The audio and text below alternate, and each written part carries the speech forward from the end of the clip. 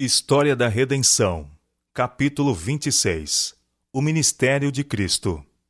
Depois que Satanás terminara suas tentações, afastara-se de Jesus por algum tempo, e os anjos lhe prepararam alimento no deserto e o fortaleceram. E a bênção de Deus repousou sobre ele. Satanás fracassara em suas mais atrozes tentações, contudo, aguardava o período do ministério de Jesus, em que deveria, em diferentes ocasiões, experimentar sua astúcia contra ele. Esperava também prevalecer contra ele, estimulando aqueles que não receberiam a Jesus a odiá-lo e procurar destruí-lo. Satanás realizou um conselho especial com seus anjos. Estavam desapontados e enraivecidos de que em nada tivessem prevalecido contra o Filho de Deus. Resolveram ser mais astuciosos e empregar o mais que fosse possível ao seu poder a fim de inspirar incredulidade no espírito dos de sua própria nação quanto a ser ele o Salvador do mundo, e desta maneira desanimar a Jesus em sua missão. Por mais exatos que pudessem ser os judeus em suas cerimônias e sacrifícios, se fossem conservados com os olhos fechados quanto às profecias, e levados a crer que o Messias deveria aparecer como um poderoso rei mundano, poderiam eles ser conduzidos a desprezar e rejeitar a Jesus.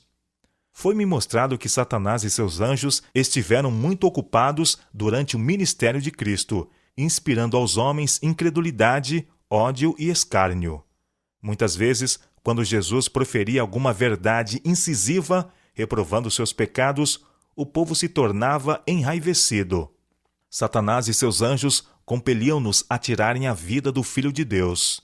Mais de uma vez apanharam pedras para atirar-lhe, porém anjos celestiais o guardaram e o afastaram da multidão irada para um lugar de segurança. Outra vez, quando as claras verdades caíam de seus santos lábios, a multidão lançou mão dele e o levou ao cimo de uma colina, com o intuito de o lançar abaixo. Surgiu entre eles uma contenda quanto ao que deveriam fazer com ele, quando de novo os anjos o ocultaram à vistas da multidão, e Jesus, passando pelo meio, retirou-se. Satanás ainda esperava que o grande plano da salvação fracassasse. Exerceu todo o seu poder para endurecer o coração do povo e tornar hostis os seus sentimentos contra Jesus. Esperava que tão poucos o recebessem como o Filho de Deus, que ele consideraria seus sofrimentos e sacrifício demasiado grandes para serem feitos em prol de um povo tão pequeno. Mas, se tivesse havido apenas 2 pessoas que aceitassem a Jesus como Filho de Deus e nele crescem para a salvação de suas almas, ele teria levado a efeito o plano. Aliviando o sofrimento. Jesus iniciou a sua obra quebrando o poder de Satanás sobre os que sofriam. Restabeleceu os doentes à saúde, deu vista aos cegos e curou os coxos, fazendo saltar de alegria e glorificar a Deus. Restabeleceu a saúde os que tinham sido enfermos e por muitos anos presos pelo poder cruel de Satanás. Com palavras cheias de graça, consolava os fracos, os receosos, os desanimados. Aos fracos e sofredores, a quem Satanás retinha com triunfo, Jesus arrancou de suas garras, dando-lhes vigor de corpo e grande alegria e felicidade. Ressuscitou os mortos à vida, e estes glorificavam a Deus pela poderosa manifestação de seu poder. De maneira poderosa, operou por todos os que nele criam. A vida de Cristo estava repleta de palavras e atos de benevolência, simpatia e amor. Ele estava sempre atento para escutar e aliviar as misérias daqueles que a ele vinham. Em seus corpos restaurados à saúde, multidões levavam a prova de seu poder divino. Contudo, depois que a obra fora cumprida, muitos se envergonhavam do humilde, mas poderoso ensinador. Porque os príncipes não crescem em Jesus, o povo não estava disposto a aceitá-lo.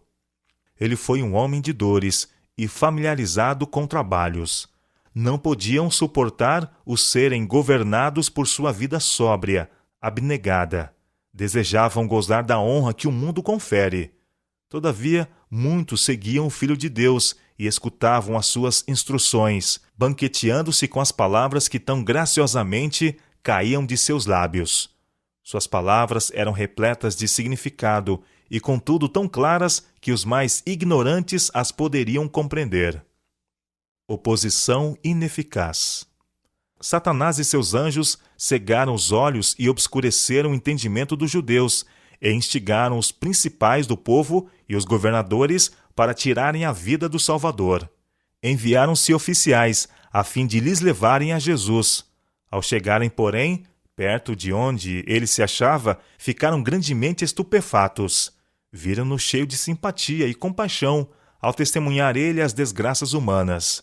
Ouviram-no falar com amor e ternura aos fracos e aflitos, animando-os.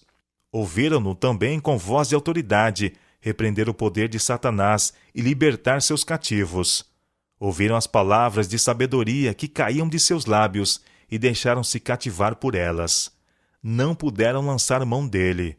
Voltaram aos sacerdotes e anciãos sem Jesus. Quando interrogados, por que não trouxestes?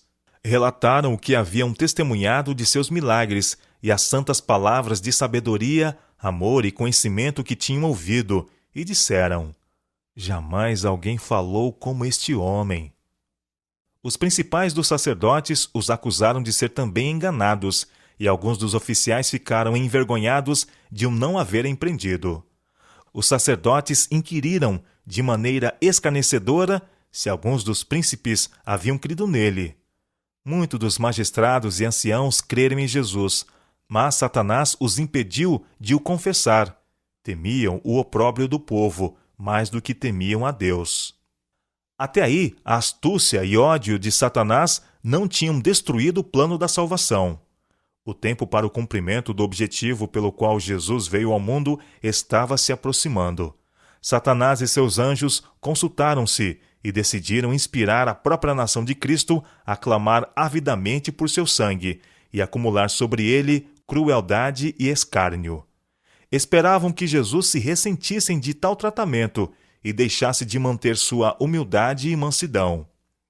Enquanto Satanás formulava seus planos, Jesus estava cuidadosamente a revelar a seus discípulos os sofrimentos pelos quais deveria passar, a saber, que ele seria crucificado e que ressuscitaria no terceiro dia. Mas o entendimento deles parecia embotado e não podiam compreender o que ele lhes dizia. A transfiguração. A fé dos discípulos ficou grandemente fortalecida na transfiguração, quando lhes foi permitido contemplar a glória de Cristo e ouvir a voz do céu testificando do seu caráter divino. Deus desejou dar aos seguidores de Jesus forte prova de que ele era o prometido Messias, a fim de que em seu amargo desapontamento e tristeza, quando da crucifixão, não perdessem por completo sua confiança. Por ocasião da transfiguração, o Senhor enviou Moisés e Elias para falarem com Jesus sobre seus sofrimentos e morte. Em vez de escolher anjos para falar com seu filho, Deus escolheu os que tinham por si mesmos experimentado as provações da terra. Elias havia andado com Deus. Sua obra tinha sido penosa e probante, pois o Senhor, por intermédio dele, havia reprovado os pecados de Israel. Elias fora um profeta de Deus. Todavia, vira-se compelido a fugir de um lugar para outro, a fim de salvar a vida. Sua própria nação caçara-o como um animal feroz, a fim de destruí-lo. Mas Deus trasladara Elias. Anjos levaram-no para o céu, em glória e triunfo. Moisés foi maior do que qualquer que haja vivido antes dele. Foi altamente honrado por Deus, tendo tido o privilégio de falar com o Senhor face a face, como um homem fala a seu amigo. Foi-lhe permitido ver a luz resplandecente e excelente glória que rodeava o Pai. O Senhor, por meio de Moisés, libertou os filhos de Israel do cativeiro egípcio. Moisés foi um mediador para seu povo, ficando muitas vezes entre eles e a ira de Deus. Quando a ira do Senhor grandemente se acendeu contra Israel, pela sua incredulidade, suas murmurações e seus ofensivos pecados, o amor de Moisés por eles foi provado. Deus se propusera destruí-los e fazer deles uma poderosa nação. Moisés mostrou seu amor para com Israel, por meio do fervoroso pedido que fez em favor deles. Em sua angústia, orou a Deus para que se desviasse sua ardente ira e perdoasse a Israel, ou apagasse seu próprio nome de seu livro. Moisés passou pela morte, mas Cristo desceu e lhe deu vida antes que seu corpo visse a corrupção. Satanás procurou reter o corpo, pretendendo como seu, mas Miguel ressuscitou Moisés e levou-o ao céu. Satanás maldisse amargamente a Deus, acusando-o de injusto por permitir que sua presa lhe fosse tirada. Cristo, porém, não repreendeu a seu adversário, embora fosse por sua tentação que o servo de Deus houvesse caído. Mansamente remeteu-o a seu pai, dizendo: "O Senhor te repreenda." Jesus tinha dito a seus discípulos que alguns havia com ele que não provariam a morte antes que vissem o reino de Deus vir com poder. Na transfiguração, esta promessa se cumpriu. Transformou-se ali o rosto de Jesus e resplandeceu como o sol. Suas vestes se tornaram brancas e luzentes. Moisés estava presente para representar os que serão ressuscitados dentre os mortos por ocasião do segundo aparecimento de Jesus. E Elias, que fora trasladado sem ver a morte, representa os que serão transformados à imortalidade por ocasião da segunda vinda de Cristo e serão trasladados para o céu sem ver a morte. Os discípulos contemplaram com temor e espanto a excelente majestade de Jesus e a nuvem que os cobriu e ouviram a voz de Deus com terrível majestade, dizendo: "Este é o meu